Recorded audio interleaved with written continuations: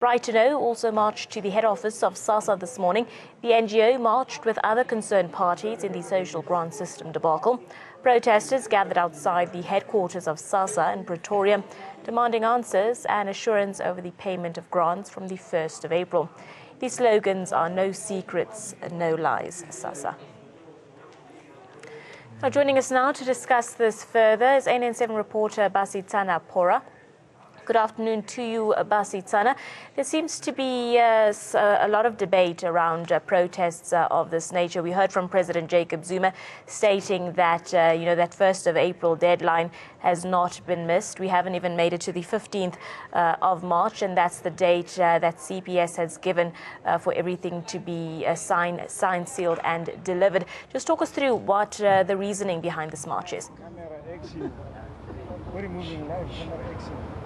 Good afternoon to you, Abigail, and good afternoon to the viewers at home. It has been one of the biggest topics that the country has faced, as we do know that the SASSA grants are in risk come April the 1st. But the Minister of Social Development, Bathabile Dlamini, did say that grants will be paid. But now the issue is, how will they be paid if there is no service provider put in place?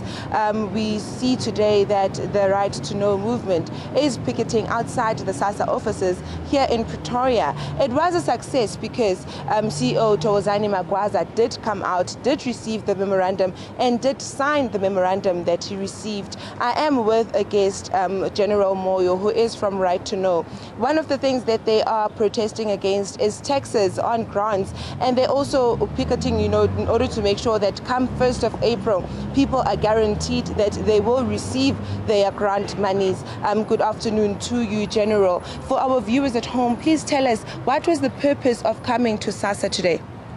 Yeah, first is to give a solidarity support with a court case, a constitutional court case by Black Sash, which is going to constitutional court on Wednesday. Then secondly is to get an assurance from the state and the SASSA itself of the grant payment on the 1st of April to make sure that also there won't be any unnecessary deductions and there won't be any delays. And also we want to be sure who's going to take over the payments of the 17 million grant beneficiaries, since the CPS is being declared unconstitutional and corrupt also. So we want to know if the minister is saying the grants are going to be paid, and the CEO who received our memorandum today assuring us that the grant is going to be paid. Who's going to take over, because they are not actually answering on the question, on the demand of insourcing. So we are not yet sure. That is why we're going to still organize more pickets and more demonstration to make sure that comes the 1st of April, 17 million grant beneficiaries will get their money undeductedly so. Are you satisfied with the answers that the CEO gave as per your memorandum?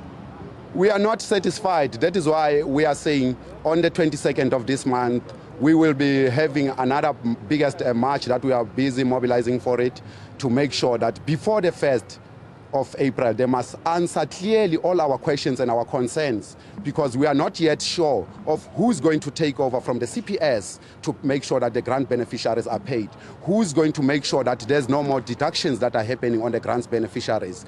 And the issue that is saying that Bathabile Dlamini was doing a good work, to us that's totally no, because we've seen that this whole 3-year delay is because of Bathabile Dlamini floated her responsibility in making sure that there won't be actually a proper procedure in place of making sure that the payments are paid in time and no more deductions that have been made, which are unnecessary to the grant beneficiaries. Thank you so much for the memorandum. On behalf of SASSA, we are receiving it from you, as we have just done. And you have read so many things that you are complaining about onto this thing. The first one that we do not have a problem with is the issue of the Black Sash going to court. The minister said she's not going to oppose, and we as SASSA, we are not going to oppose.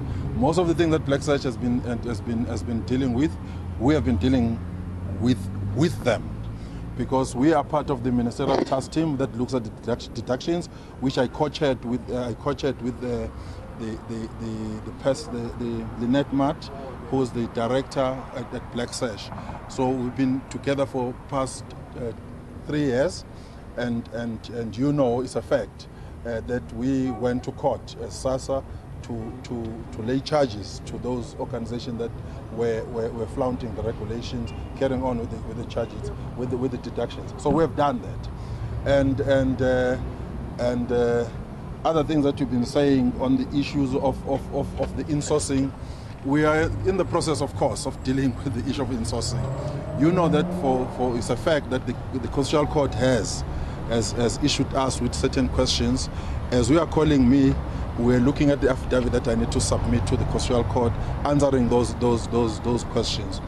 And the President has arranged or has constituted a ministerial task team that is looking at the issue of the grants, that people need to be paid by the 1st of April. And we've been saying that people will be paid by the 1st of April. We are standing by that, irrespective of how they are going to be paid. We are dealing with that. So all other things that are in the process, we're dealing with. On the issues of saying that we have delayed in the issue of coming up with the taking over. There are so many things that have been taking place that has led to the delay as it is right now. One of them is that when we went out on a tender, there was no organization that could make it, because they did not even go through the first stage. The one that they might have been able to do it withdrew on the last minute. That includes the CPS itself and all pay. They took those things, took their bid off. So we're left with other organizations that did not even make the first run of technical phase. And what else did you have there? On the issue of the minister, of course, even the deputy president said it to the whole country. That is a prerogative of the president. The president appoints the ministers, and they account to the president. And it cannot be anybody that decides that it's going to fire anybody. And on top of that, I stand by my minister because I've been working with her all this time, and she has been on the side of trying to do certain things, and other things that have been happening that have been out of her control. And I may not stand and agree with you and say that she must go. I don't think that she must go. She has done what she's supposed to have done. But it's up to you. It's up to you to decide what is it that you want to do, as you have got the right to know and right to do certain things.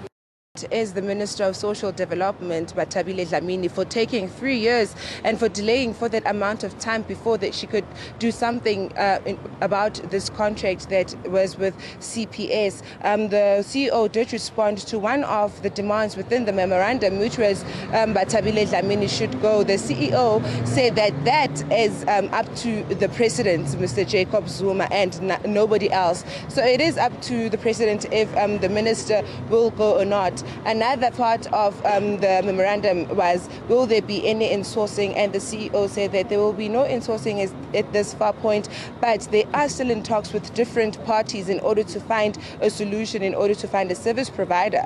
Because, Abigail, one thing that we do know, it was also discussed during a press briefing that the minister had, is that there were 5 service providers.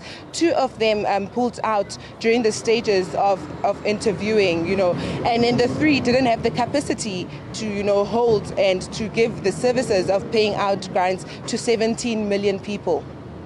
Thank you very much, Basitsana. Let's leave it there for now. We will be checking in with you throughout the afternoon for further details.